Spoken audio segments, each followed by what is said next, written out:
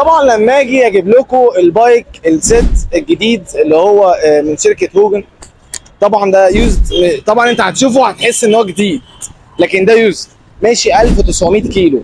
للناس اللي بتدور على الحاجات الكسر زيرو لسه بجوابه، لسه معلقش نمر، لسه يا دوبك طالع من التليين، بنتكلم في 1900. العداد بتاعه ديجيتال. انا شايف ان البايك ده ينفع لخروج، ينفع لشغل، ينفع للاثنين، يعني حسب انت استخدامك ايه. موفر جدا في البنزين، بنتكلم تانك في افريج تقريبا 16 لتر، وكمان عندك حنفيه بنزين هنا بنتكلم في حوالي 2.5 لتر. طب والله الركوبه جامده، ركوبه حلوه. هينضم لنا بقى اخونا عرفه. خش يا حبيبك. ايوه البايك ده حلو حلو، طري كده طري. يا صاحبي تعب. ما عايزين نسمع صوته. والله العداد جامد قوي قوي قوي. هم مش شايفين. لا ما احنا هنوريهم، احنا هنوريهم. خد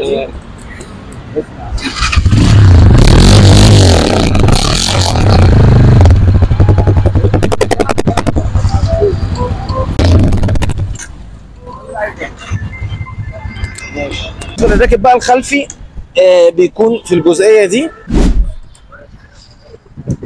اكتر حاجه بقى بتميز الزد بصراحه بالنسبه لي انا الاضاءات، يعني الاضاءه بتاعته مختلفه عن الاف والال.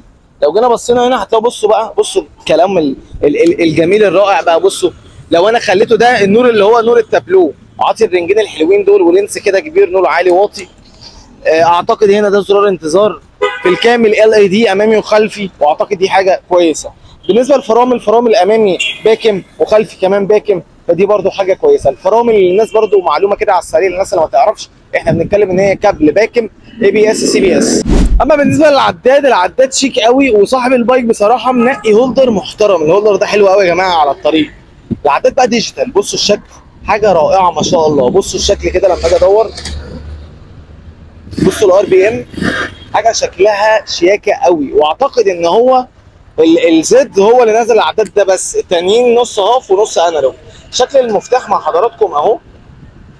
فهي الفكره كلها ان انا حبيت ان انا اوريكم بايك هو لسه جديد كسر زيرو ماشي 1900 بس، واعتقد ان السعر كويس قوي. النهارده هو جديد داخل في اخر الستينات، هو النهارده صاحبه بنتكلم هنقول مثلا 63 64، طبعا مقابل الزياده او الانخفاض. بايك ما فيش اي حاجه. طبعا الجواب هيتغير بيبقى باسم حضرتك لو انت عايز البايك ده. وانا دايما زي ما عودتكم، الفكره مش انا طالع بس اعمل ريفيو واقول لكم مواصفاته، انا بجيب لكم الحاجات اللي هي تكون كسر بدل ما انت تقعد تدور. فالنهارده انا بجيبها لك اوريدي على الجاهز. ف 1900 كيلو ما لحقش ان هو يعني يبقى استخدام، يعتبر كسر زيرو لسه بالجواب. ما تنسوش بقى تعملوا لايك والفولو والسبسكرايب للحاجات الحلوه بتاعتكم دي. نشوفكم ان شاء الله في فيديو جديد، تصبحوا على خير، سلام.